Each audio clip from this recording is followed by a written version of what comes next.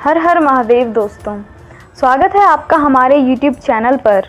आज की वीडियो में हम सुनेंगे शिव महापुराण श्री रुद्र संहिता द्वितीय खंड का 29वां अध्याय, यज्ञशाला में सती का अपमान। ब्रह्मा जी बोले, हे नारद, दक्ष कन्या देवी सती उस स्थान पर गई जहाँ महान यज्ञोत्सव चल रहा था, जहाँ देवता, असुर और मुनि, साधु संत अग्नि में मंत्रोच्चारण के साथ आहुतियाँ डाल रहे थे। सती ने अपने पिता के घर में अनेक आश्चर्यजनक बहुमूल्य वस्तुएं देखी। अनेक मनोहारी और उत्तम आभा से परिपूर्ण धन धान्य से युक्त दक्ष का भवन अनोखी शोभा पा रहा था। देवी सती नंदी से उतरकर अकेली ही यज्ञशाला के अंदर चली गई। सती को वहां आया देखकर उनकी माता और बहनें बहुत प्रसन्न हुई और देवी सती का खूब आदर सत्कार करने लगी। परंतु उनके पिता दक्ष ने उनको देखकर कोई खुशी जाहिर न की और ना ही उनकी तरफ ध्यान दिया। दक्ष के भय से ही अन्य लोगों ने भी देवी सती का आदर नहीं किया। सभी के व्यवहार में तिरस्कार देखकर देवी सती को बहुत आश्चर्य हुआ। फिर भी उन्होंने अपने माता पिता के चरणों में मस्तक झुकाया। देवी सती ने यज्ञ में सभी देवी देवताओं का अलग अलग भाग देखा। जब सती को अपने पति भगवान शिव का भाग वहां दिखाई नहीं दिया तो उन्हें बहुत क्रोध आया। अपमानित होने के कारण देवी सती दक्ष से बोली, हे प्रजापति, आपने परम मंगलकारी भगवान शिव को इस यज्ञ में क्यों नहीं बुलाया, जिनकी उपस्थिति से ही सारा जगत पवित्र हो जाता है। भगवान शिव यज्ञोत्सव में श्रेष्ठ हैं, वे ही यज्ञ के अंग हैं, वे ही यजमान हैं। जब सब कुछ वे ही हैं तो उनके बिना इस महायज्ञ की सिद्धि कैसे हो सकती है? उनके बिना तो यह यज्ञ अपवित्र है। आपने भगवान शिव को सामान्य समझकर उनका घोर अनादर किया है। शायद आपकी बुद्धि के भ्रष्ट होने के कारण ही ऐसा हुआ है। मुझे तो ये समझ नहीं आ रहा है कि बिना भगवान शिव के आए ये विष्णु और ब्रह्मा सहित सभी ऋषि मुनि इस यज्ञ में कैसे आ गए। तब देवी सती मेरे सम्मुख खड़ी हुई और विष्णु सहित सभी उपस्थित देवी देवताओं, ऋषियों और मुनियों को डांटने लगी और उन्हें बहुत फटकारा। ब्रह्मा जी बोले, हे मुनि श्रेष्ठ नारद, क्रोध से भरी देवी जगदम्बा ने अत्यंत दुखी मन से हम सभी देवता और मुनियों को बहुत सी बातें सुनाई। देवी सती की बातें सुनकर कोई कुछ भी नहीं बोला, परंतु उनके पिता दक्ष उनके वचनों से बहुत अधिक क्रोधित हो गए और इस प्रकार बोले। दक्ष ने कहा, हे पुत्री सती, तुम्हारे इस प्रकार के वचनों से क्या लाभ होगा? तुम बिना बात के ही सभी का अपमान कर रही हो। वैसे भी मैंने तुम्हें यहाँ आने का कोई निमंत्रण नहीं दिया था, तो तुम क्यों चली आई? तुम यहाँ खड़ी रहो या वापस चली जाओ, तुम्हारी इच्छा है। वैसे भी यहाँ उपस्थित सभी देवता और ऋषि मुनि यह जानते हैं कि तुम्हारे पति शिव अमंगलकारी हैं। उन्हें वेदों से बहिष्कृत किया गया है। वे भूतों, प्रेतों तथा पिशाचों के स्वामी हैं। उन्होंने बहुत बुरा वेश धारण किया है, इसीलिए मैंने रुद्र को इस महायज्ञ में नहीं बुलाया है। मैंने बिना सोचे समझे ब्रह्मा जी के कहने पर तुम्हारा विवाह उनसे कर दिया, नहीं तो शिव इस योग्य ही नहीं है कि उनसे किसी भी प्रकार के कोई संबंध बनाया जाए। अब तुम आ ही गई हो तो स्थान ग्रहण कर लो, आगे तुम्हारी इच्छा है, मेरा कोई आग्रह नहीं है।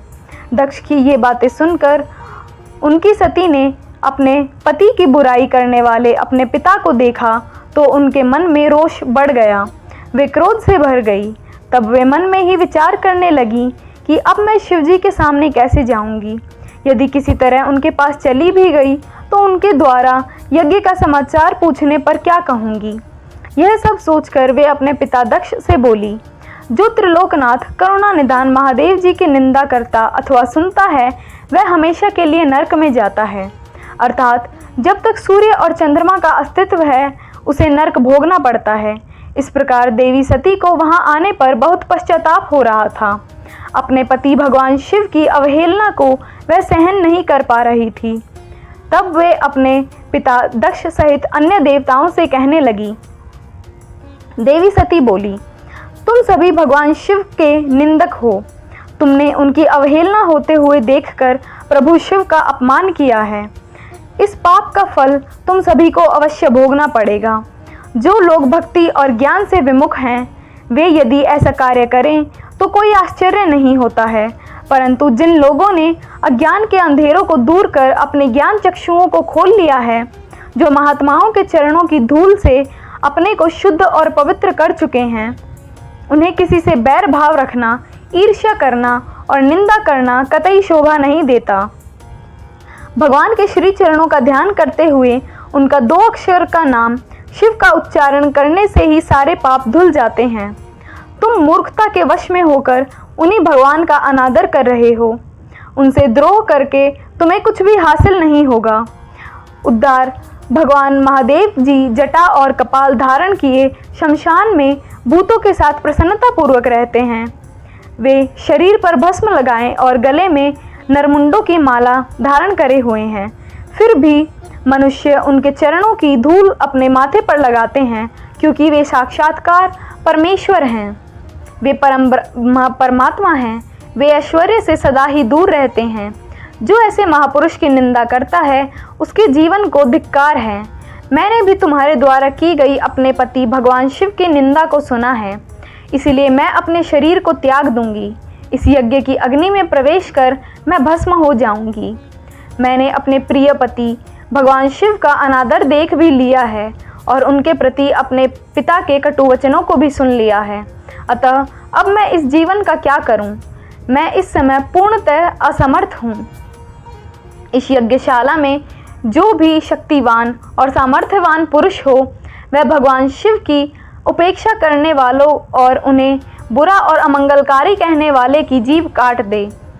तभी वह शिव निंदा सुनने के पाप से बच सकता है। जो ऐसा करने में समर्थ ना हो, तो उसे अपने दोनों कानों को बंद करके यहाँ से तुरंत चले जाना चाहिए, तभी वह दोष मुक्त होगा।